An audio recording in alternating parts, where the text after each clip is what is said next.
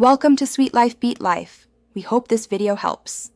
In this video, I will explain how to set up filter media. Proper filter media setup is essential for maintaining a healthy and clear aquatic environment. We'll cover the three main types of filtration: mechanical, chemical, and biological. Getting this right from the start will save you a lot of trouble. Remember to always rinse any new mechanical media thoroughly before placing it in your filter. Mechanical filtration is your first line of defense against debris. Position media like sponges or filter floss at the very beginning of your filter's water flow. This traps larger particles, preventing them from clogging other media.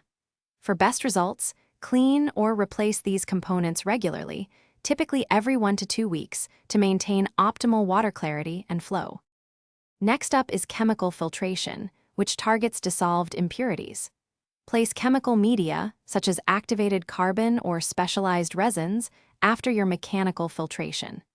These absorb odors, discoloration, and harmful compounds from the water. It's crucial to replace chemical media every 2 to 4 weeks, as they become saturated and can release absorbed toxins back into your system. Finally, biological filtration is the most critical for a stable ecosystem. Place biological media, like ceramic rings or bioballs, at the very end of your filter's flow. These provide vast surface areas for beneficial bacteria to colonize, converting harmful ammonia and nitrites. Remember, never clean biological media with chlorinated tap water.